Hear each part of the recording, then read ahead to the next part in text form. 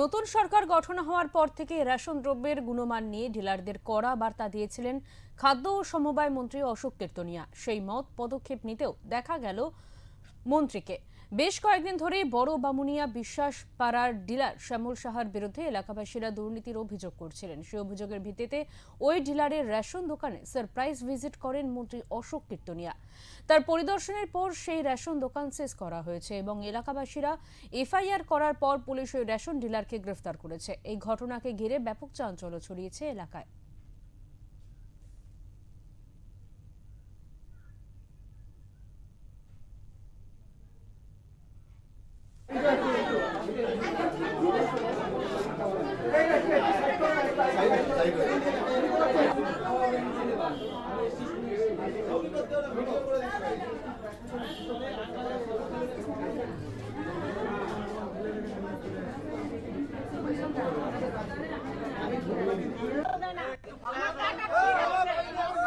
বাইরে নিয়ে আসেন স্যার।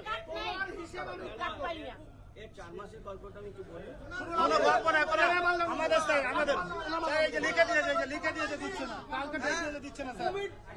প্রত্যেক মাসে মাল দেয় তোমাকে, এই যে 4 মাস এই যে লিখে দিয়েছে দিচ্ছে না। তুমি 4 মাস আপনি করবা দিতে হবে।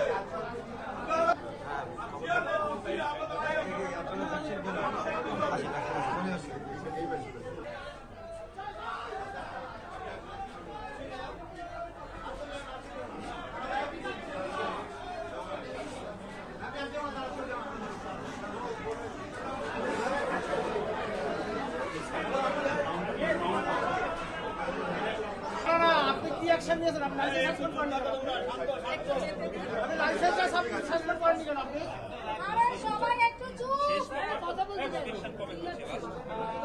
স্যার ব্যবহারটা অনেক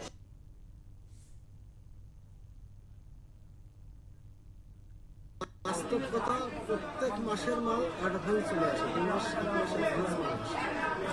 উনি এইটা বুঝিয়েছে, অনেককে মাল দেয়নি, 4 মাস 5 মাস করে লোক মাল দিয়েছে, লিখিত দিয়েছে, তাদেরকে মাল দেওয়া হয়নি। হয়তো বলেছে মাল আসেনি, উনি সাত তুলে নিয়েছে, পরের মাসে আবার দিয়েছে, মাল আসেনি। এইভাবে যে করাপশনটা দীর্ঘদিন ধরে চলেছে, তার এগেনস্টে কমপ্লেন আমার কাছে এসেছে, 1,000 লিখিত কমপ্লেন এসেছে, মাস পুলিশে এসেছে। আমি আসামটা আজকে পৌঁছেছি। গোডাউনে তো বস্তা বস্তা মাল রয়েছে। এখনো উনি আমাদের ব্যালেন্স শিটটা দেয়নি, কতদিন উনি করা উচিত, কতদিন আছে ব্যালেন্স শিট সেটা দেয়নি। আচ্ছা, আপনি দেখা গেল আপনি যখন ধমক দিচ্ছিলেন তখন দেখা গেল যে ডিলার কান ধরে ক্ষমা চাইছে আপনার সামনেই। আর কোনোদিন কোনো অন্যায় করবো না ভাই, তুমি যে অন্যায় করো তার সাজাটা পাও, তারপর তোমার অন্যায় করবে। আগে যে অন্যায় বিগত দিনে করে আসছো, 15 বছর ধরে করে আসছো, তার সাজাটা তাকে পাও, তারপর তো তুমি অন্যায় করবে কিনা সেটা সরকার গভর্নমেন্ট ভাববে, তোমার লাইসেন্স থাকবে কি থাকবে।